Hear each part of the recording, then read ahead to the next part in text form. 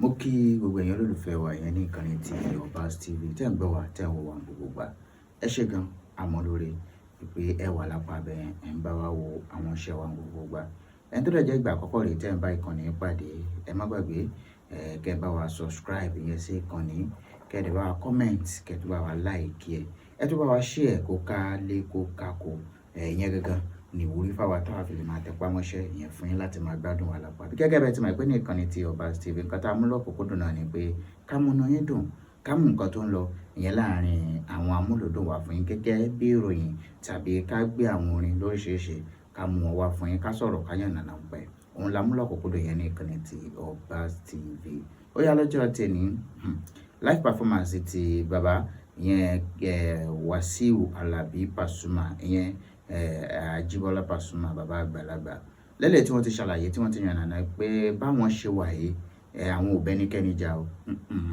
àwọn ò ní jà tàbí dúkùú pẹ̀lú ẹnikẹ́ni pé bẹ́ẹ̀ sì ni àwọn náà dẹ́ni gbàgbé pé kò sẹ́nibọ́dì lẹ́lẹ̀ tí ó ń bá wọn jà epo gẹ́gẹ́ bẹ́ẹ̀ ṣe mọ̀ pé bàbá jẹ́jẹ́ làwọn jẹ́jẹ́ tí wọ́n náà làwọn ń lọ àwọn ò lẹ́nibọ́dì sínú àwọn ò bẹ́nibọ́dì jà débi pé táwọn ó sọ pé bóyá ẹnìkan báyìí tàbí ẹnìkan báyìí ń bá wọn jà ó yẹ tẹ́tí kẹ́ gbọ́ nǹkan tó sọ ìyẹn láàárín yìí kí n tó tẹ̀síwájú.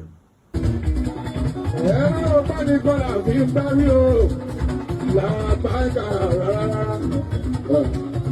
kò sí jà àgbórí ara mi. ẹ̀yìn tí wá ẹni tí ìfẹ́ máa ń gbọ́ lẹ́nu mi wà sọ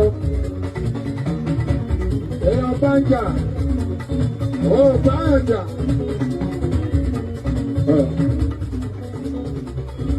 lẹ́yìn ìgbà tán sọ yẹn tán náà tó wá fi kún ìyẹn láti lè mú kí ọkàn àwọn olólùfẹ́ tí wọ́n jẹ́ olólùfẹ́ wọn balẹ̀ pé lóòótọ́ àwọn òbẹ́ ní bẹ́ẹ̀kẹ́ni kùn sínú wọn ní sẹ́rí King Dr. Saheed Òṣùpá àwọn àti ọ̀rẹ́ kòríkòsùn òun ni wọ́n pé àwọn wọnú ara wọn gidi gan ìyẹn pẹ̀lú King Dr. Saheed Òṣùpá ó lè yẹ pé iṣẹ́ ò fáwọn láyè láti máa ríra wọn pé ṣùgbọ́n gbogbo gbà làwọn máa ń pe King Dr. Saheed Òṣùpá tí King Dr. Saheed Òṣùpá náà sì máa ń pe àwọn nígbà tán sọ ìtàn náà bá kí orin King Dr. Saheed Òṣùpá mọ́lẹ̀ ìyẹn láti kọ́ fáwọn olólùfẹ́ tí wọ́n kọ́ lè máa pé láàárín àwọn méjèèjì ìfẹ́ bíi ti ọmọ ìyá làwọn fi ń bára wọn lò ó yẹ jẹ́ kí n sílẹ̀ kẹ́ gbọ́ orin King Dr. Saheed Òṣùpá lẹ́lẹ̀ tí wọ́n kọ.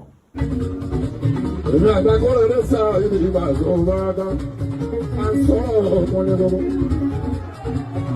lọ́wọ́ bá a ń sọ lọ́wọ́ bá a pẹ́rẹ́ lọ́wọ́ bá àti ẹ̀yìn rẹ̀ sọ́jú lára bákàrà bí ojú wọn náà ó lẹ́nu ìkọ̀kọ́ wá bá a sọ àbísì kò sáyè but nínú kò sáyè àpẹ́rẹ́ bá a sọ lórí fóònù àbá àgbà kọ́lẹ́kọ́lẹ́. I remember when I was the boy. When the glory was what I thought. I remember when I was nobody. I never thought I would be somebody. I remember when I was nobody. I remember when the glory was what I thought. I remember when I was nobody. I never thought I would be somebody.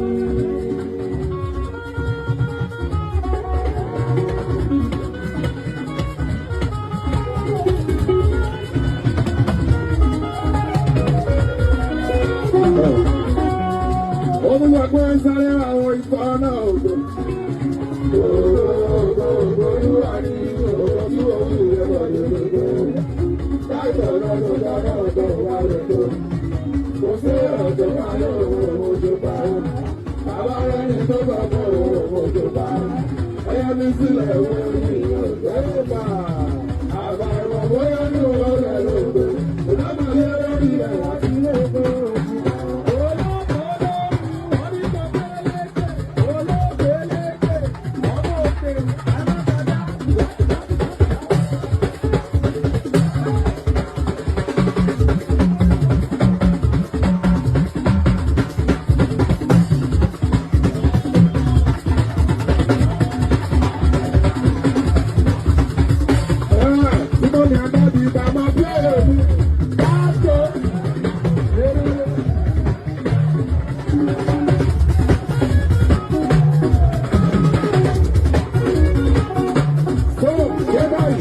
lè dákẹ́.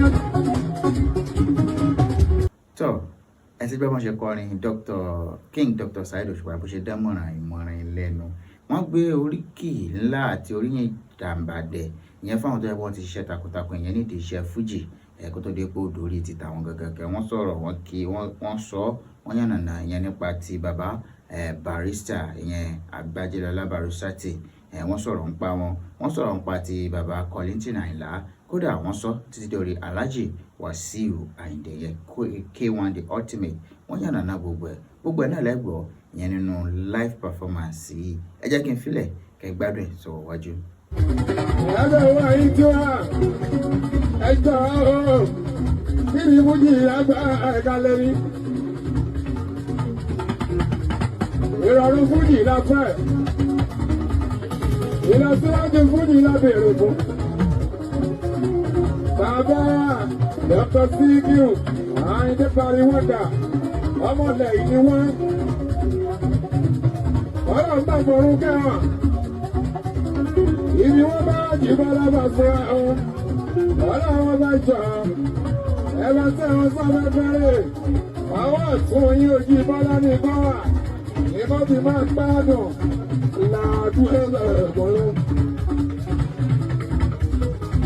inú bàbá máa dùn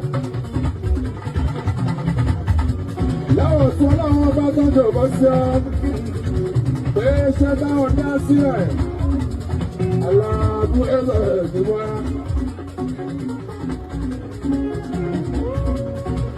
kò lè parun kó lè ra àbákàrà bí ọmọ ṣọ́nà. Dáàmì àyínlá kọ́lítì kébékébé ọ̀ ìrẹ̀lú ọwọ́ sọ̀rọ̀ jẹ́. Gbogbo ìgbà tó bá jí náà àbákàrà bí ojú wa. Bọ́bá wo social media. Bàbá rí gbogbo àwọn onífújì kì í bọ́ lábà sọ́à. Bàjẹ́ ṣe dáadáa. Táàgbà kí pop music kó lé wa sẹ́gbẹ̀ẹ́. Táàgbà kí afrobeat kó gbàgbóró lọ́wọ́ wa bàtò. Àbí tó bá tún máa lórí wa. Ìbá sí ọ̀rẹ́ nínú bàbá dùn ní alámi. Ìwádìí ọdún náà.